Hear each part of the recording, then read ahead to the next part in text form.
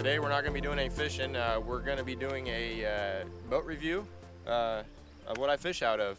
This is a Ranger Z118C. It's a 2014 model. It's got the 150 Pro XS Optimax on the back with an 8-inch jack plate. We're going to go bow to stern and kind of go over the compartments and show you guys the fishability this thing has and kind of what I like and what I don't like.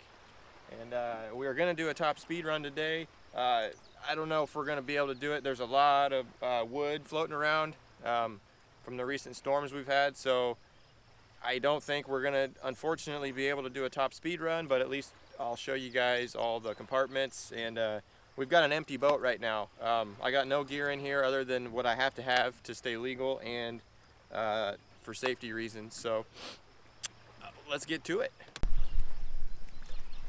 All right, so moving on up front here, main compartment. It's where I keep all my fishing tackle. You can keep rods in here as well. This would be the center compartment. There's huge space in here. I mean, I can fit, everything that I ever need.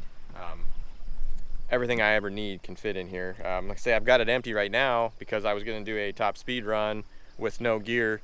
Again, it's just not going to pan out. It's just there's too much wood floating around, so it's not safe. So center compartment. Here is the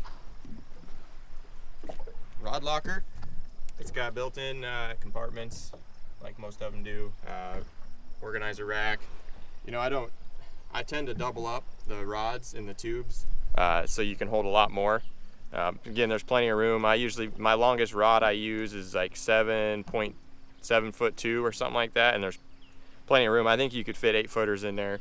And if you didn't have the room to fit them in this locker, this rod locker will hold. Shoot, I don't even know how long a rod you can fit in there, but at any rate, I don't have a rod that big, so that's what she said.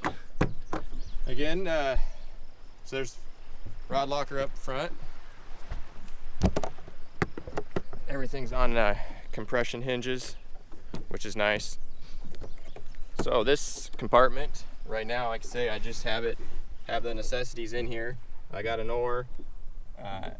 It's nice finished off. You know, it's not just open areas. It's all finished and it looks nice.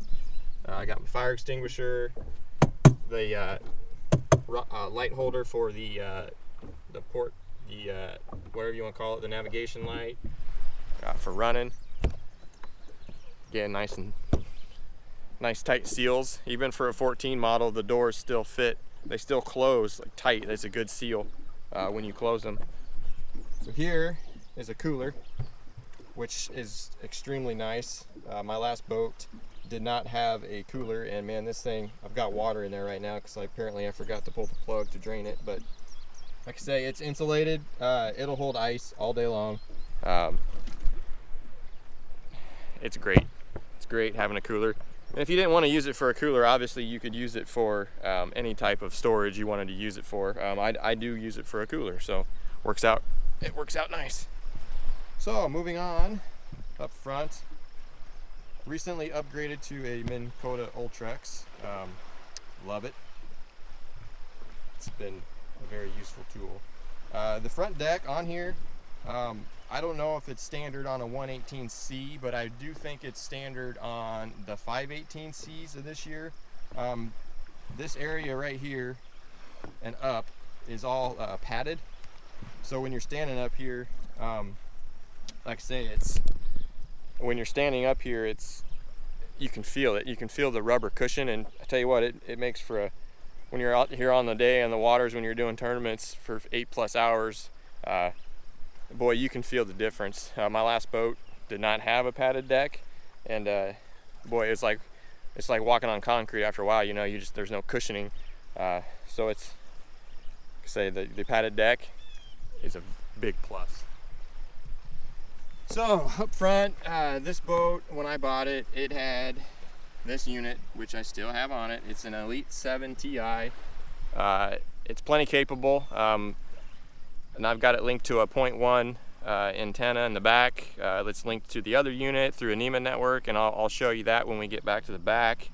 Up front, that puck there is for the GPS for the trolling motor. That way it can know its position, and it will help you keep it in spot lock type of deal. Up here we got our trim switches. We got an accessory switch here, trim up down, and then here you got your anchor lights and your nav lights up front. Sometimes, so here's one thing I don't like about this particular boat is these switches are notorious for not working over time. They just get worn out. There's an internal mechanism in there that's spring loaded, and it basically, when you push it in, there's a spot in there like a white piece that rotates, and when you push it in, it'll do this, and then it'll lock it into place. Well, a lot of times that it wears out and the spring doesn't have enough tension to hold it so it stays latched and in, so you have to hit it like multiple times to get it to work. Not a big deal. They're cheap to buy. They're pretty easy to replace. The new design that they have now, it's a much more mechanical switch, and it feels a lot firmer. So we'll see how they hold up. But so that's the only really the bugaboo that I don't like about the switches up front. Let's see. This does have the rod straps, like most boats. You know, they're all about the same. So it keeps your rod safe when you are running down the lake at high speeds. Forgot to mention, those switches right there control the power pole, which is currently in the down position so we don't float away. We'll pull that up here in a minute to show you what that is if you don't know what it is. It's pretty common these days. So, stepping down from the front deck, which, by the way, so the front deck is pretty wide for this boat's 18.8, and I think the beam is, I think it's 95, maybe 96 inches across. So yeah, there's plenty of room up here for one angler. If you got two people that know what they're doing and you're flipping and pitching, there would be no problem fishing two people up here. As long as they know what they're doing and are, you know. Right, so stepping down, we have a middle coin box, two comfortable seats. These seats are so comfy. I'll tell you what, they're very, very comfortable. Life jacket with kill switch. So let's check out the center coin box. This, I just have some basics in here at the moment. Usually I keep a lot more in here, but it'll hold a lot. It's pretty deep. The water will drain. It will get wet in here if you're in a really, really bad rainstorm. But for the most part, this lip right here will channel the water all the way back into here, and there's another drain here. So if you're worried about anything that needs to stay dry, put it in like a waterproof bag just to be safe. Two cup holders, self-explanatory. So over here, we'll start over here at the passenger. Rod rack for your co-angler. Tool holder, nice, I like those. Here we got a built-in measuring board if you're tournament fishing. Comes in pretty handy. And one thing I do like about what Ranger does with their boats, they add a middle seat post option, which is built in right here. That way, you know, someday when I do want to bring a few more people out, we can put a seat post in there with a seat, and we can have somebody sit here, and then, you know, depending on what we're doing, I can either sit here and we can have somebody sit here. So you can have three seats in here, which is pretty nice for this small of a boat. It's nice to have that option anyway. So transition down into the driver's station. So over here, this normally is where your speedometer is. I don't feel like the speedometers really work that well in a boat. This particular boat had a high-speed water pickup, and it just didn't work. I think that's what it was anyway. It just wasn't accurate, so I replaced it with marine style radio. And there's a video, I did a video on that a while back and how I installed it, so if you want to check that out, I'll throw a card up in the top of the screen here. This, I just used the automotive adhesive tape to stick this on. I didn't want to drill extra holes, and it's not going anywhere. It's been here ever since I stuck it there. Accessory switches, you can tie in anything. This particular switch here is what I use for the radio, so I just pop it on, pop it off. Self-explanatory. So I guess if you're not familiar with how Rangers work, when you turn on your live well, it will also light up. I don't know if you can see the light, but it will also light up your live well timer. It's supposed to do that, so don't panic. And if you want it on an actual timer, and you just push this button in, this will just fill it. So you can literally uncheck the live well fill once you get your fill level done, and then you just push this button in, and then it will keep you on a recirc. And I'm not sure the timing on how often it will come on and off. I think it's every minute or so it'll fire up and run. So the unit here in the console, flush mounted. This console, I'm pretty sure you can flush mount up to a 12-inch unit, as well as the bow unit as well. Same model as the bow, Elite 7 Ti, again, installed with the system when I bought it. I bought the boat used. They just, whoever ordered it, either ordered it this way or changed to these. So again, same exact graph up front. Here we have our PSI, which I feel doesn't work the best. That's why I rely on my VesselView Mobile running on the ram mount here. Here's my RPM gauge, and that is accurate from what I've seen when I compare this gauge to my VesselView Mobile. Yeah, it's pretty spot on. Here's a horn, which is pretty loud. Anchor light, nav light. Auto bilge will light up when it will kick on automatically per the name, and once it's running it will light up. And then you got your manual bilge, obviously 2 accessory switches which are not tied to anything. And obviously here is the key switch, and then this normally is a adapter for like the old school cigarette lighters, which people my age and older will probably know what I'm talking about. Younger kids won't even know what that is. But anyway, I switched this out for this nifty little gizmo. It's literally just a two-port USB. It fits in the hole perfect. I didn't have to do anything. Literally the same wiring, just connected right to it. Great little buy. It was cheap, and it's been super convenient. Everything these days with phones and my camera, everything else, it's nice to have that direct connect USB to keep everything charged. They're cheap on Amazon. Obviously, controls. I do have trim here, up and down, but I do use this more. Obviously, I got my kill switch right here, which is connected. Most lakes that we fish are like 5 mile an hour and under. This particular lake is a big lake, biggest lake, and I think it's the biggest lake in Iowa, like Lake Red Rock that I'm on right now. It can get a little rough out here, so you know, safety first. I do have a hot foot, which basically it's no different than a gas pedal for your car. That is where I also mounted my speaker. It fit right in the vent hole. I keep my phone down there just in case it gets broke free, and if it falls, it's not going to go in the water. And right now I have it set up with the Mercury VesselView Mobile. It's all Bluetooth. It will show you all of your engine data directly from your engine, so I can get RPM, my PSI, miles per hour, any fault codes that it has, it will tell me. If you have, I think it's any Mercury motor that's smart craft capable, I believe, which they started doing that in the early 2000s. So you check into that. I mean, it's nice to have, especially if it starts throwing fault codes, and you can call up your mechanic and say, hey man, my motor threw this code, you know, look it up, and then you can, you know, pretty much figure out what's going on with your motor. So it's nice to have.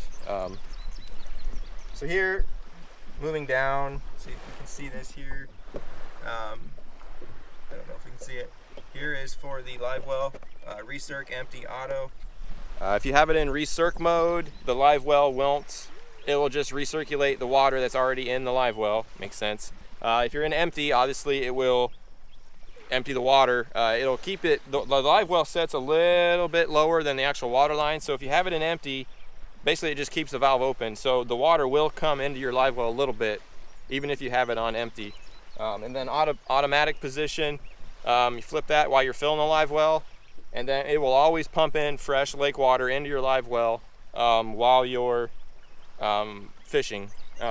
If you're going on pad, always put it into recirc mode.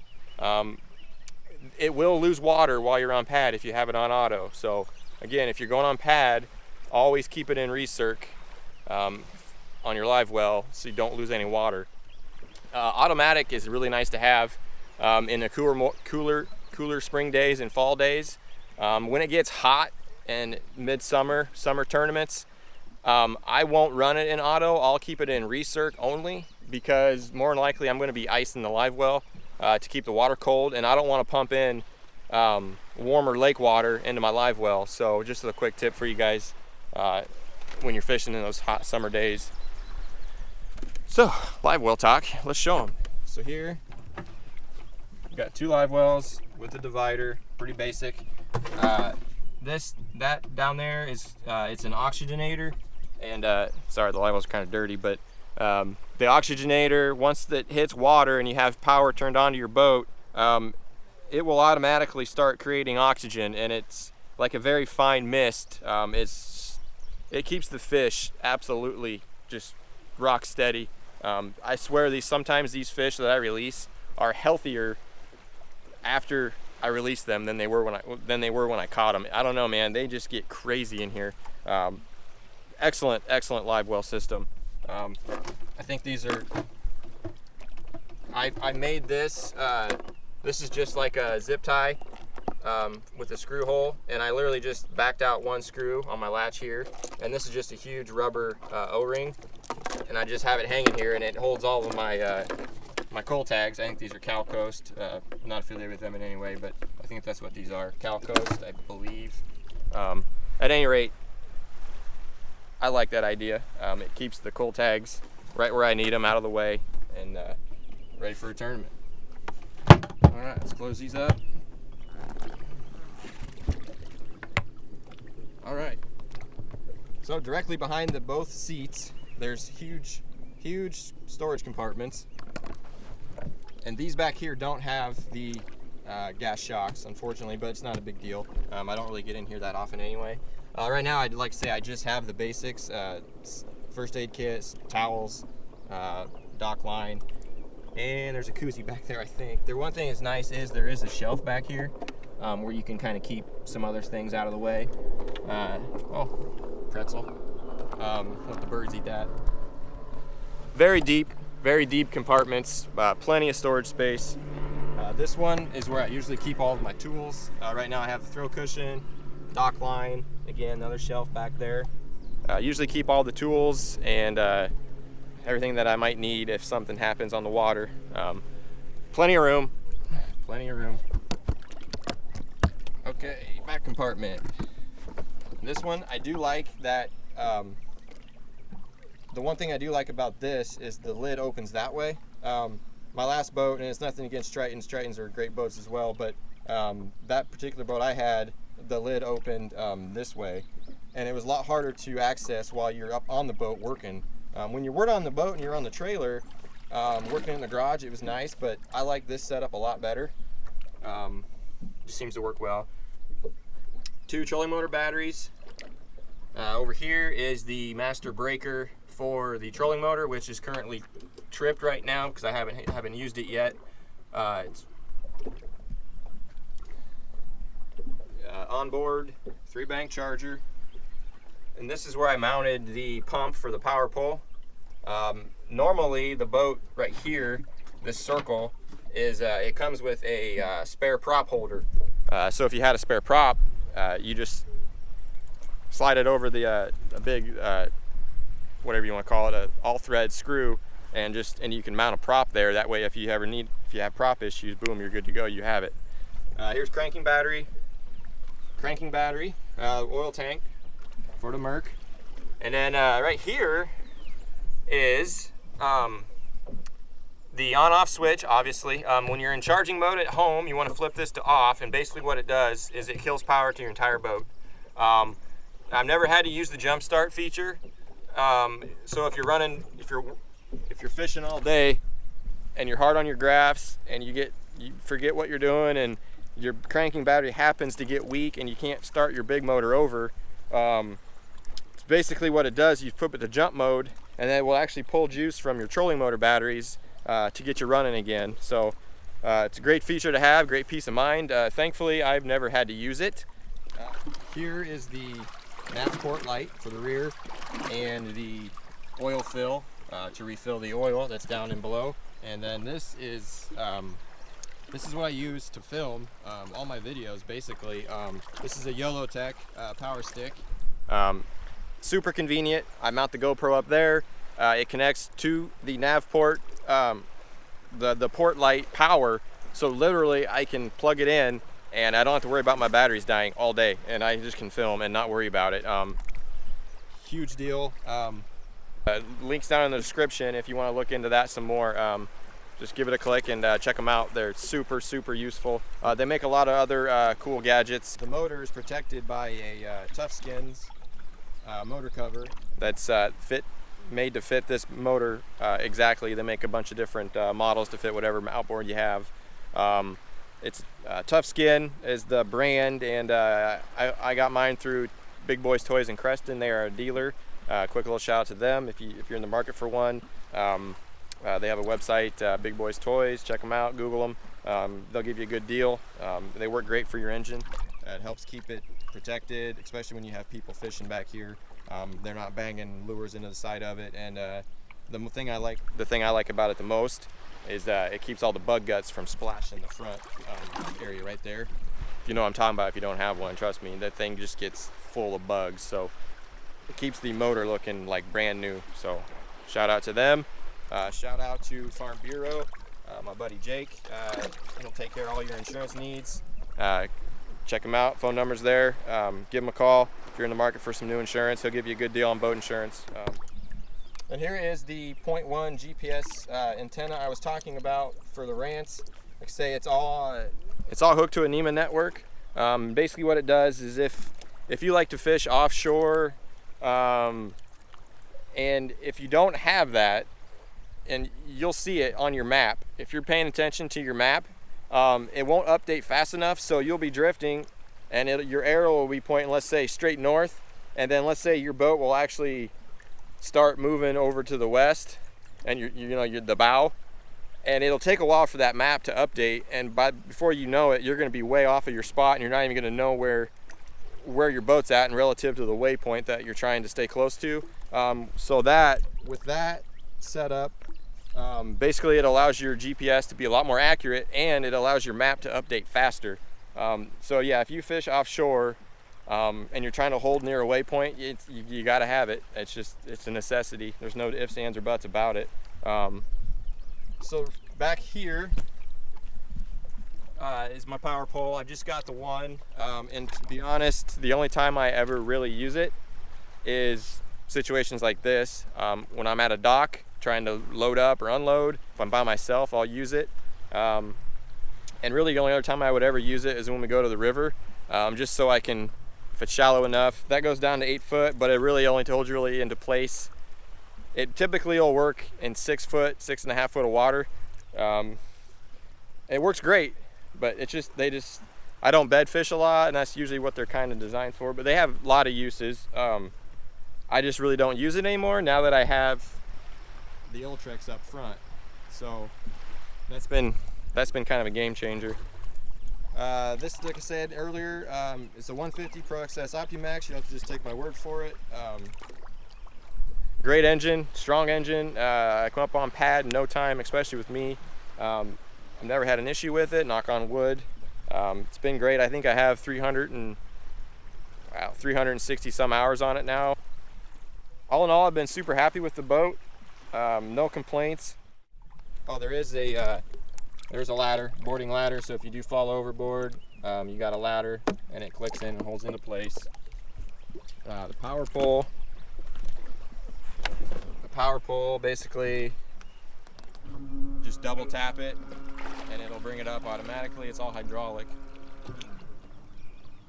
And then to go back down, just double tap down and voila. And then now we're held into place. I don't have to worry about drifting into the shore. Again, it's very useful. I just don't use it as much anymore now that I got the Ultrex. All in all, guys, sorry about the shadow. The front deck on this boat is absolutely amazing. I love it. It's comfortable when you get up on that padded deck area. It's absolutely it's so comfortable to stand up there all day.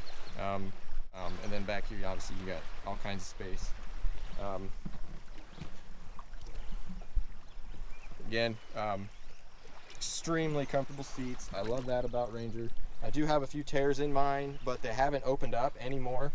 That was like this when I bought it there, and then I got another one right in there. I'm guessing the guy had a pair of pliers in his back pocket or something. I don't know, but I've kept an eye on them. They haven't gotten any worse, so can't complain there. It's not too big of a deal. Not a deal breaker. Pretty much in a nutshell, the Ranger Z118C. It's 18 foot, 8 inches long. Like I said, it's rated for a 150. The same model year 518 boats, which basically come with a little more options, those are actually rated for a 200. So it's kind of a bummer that they only rate this for a 150 when I know the exact same whole top cap boat on a 518 is rated for a 2. But you know, it is what it is. They make these safety horsepower restrictions for a reason. So that was my review of my boat after a year and a half of fishing in it pretty much most weekends and a lot of weeknights. I've put enough time into it to know kind of what I like and don't like. All in all, it's been a great boat. Can't complain. I hope you guys like the little walkthrough.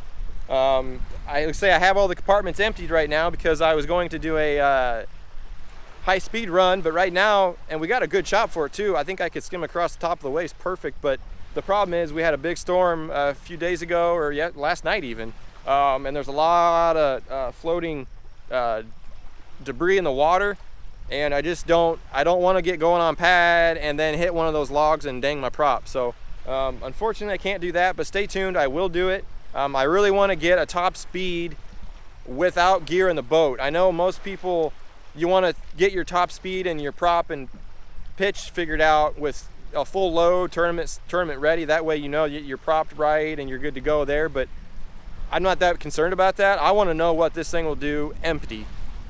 And I think I can get to 62, 63. I don't know. I have a video that I did a while back, I think it was last year, where I just did a top speed run,